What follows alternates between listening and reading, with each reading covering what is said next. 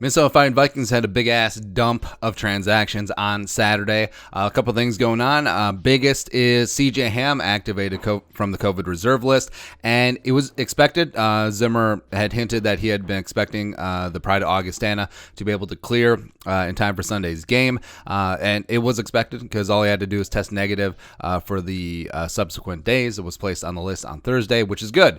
Vikings do use the fullback, the second most in the NFL, behind only the Niners and stupid Kyle Used check. For my money, C.J. Ham is the best fullback in the league. Dalvin Cook is phenomenal when running behind number 30, so glad to have Pride Duluth back in purple on Sunday. Vikings also signed two specialists to the practice squad that they worked out last week. The first one is kicker Tristan Vizcaino, and no relation to Jose Vizcaino, the former Dodgers shortstop from back in the day. 2018 UDFA out of Washington. His teammates with Jake Browning.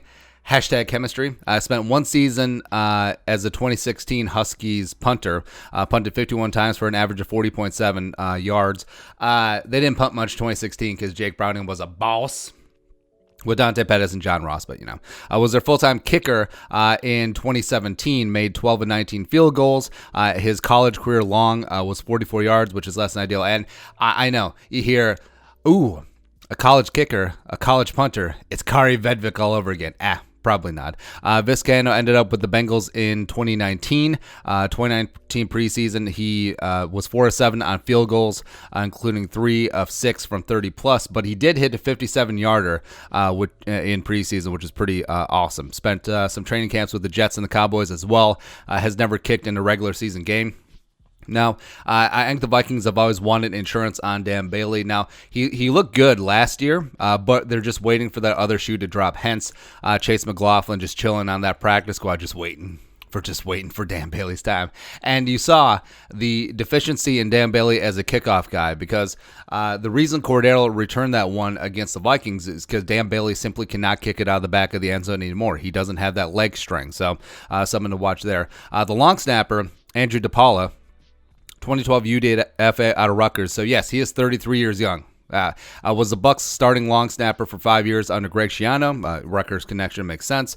And then also bounced around the league, spent some time with the Bears, the Ravens, etc. DePaula is 33, like we mentioned. This is not a developmental signing. This is not a, hey, maybe this guy's super young, a 2019 UDFA or something like that. So now he was elevated to he was put on the practice squad, and also he was elevated to the game day roster for a reason. We'll talk about that in a sec. So, elevated to the game day roster from the practice squad, Aviante Collins, the veteran, the pride of TCU, as well as the aforementioned DePaula, game day roster, the game day 55, blah, blah, blah. So, Collins was expected. Brett Jones starting in place of Ezra Cleveland, unfortunately out with that ankle. Pat Elflein is on the shelf with the Jets. Drew Samia is on COVID reserve, so needed game day depth. Made sense. As well as DePaula, like we said, you don't have two long snappers on the game day roster for no reason.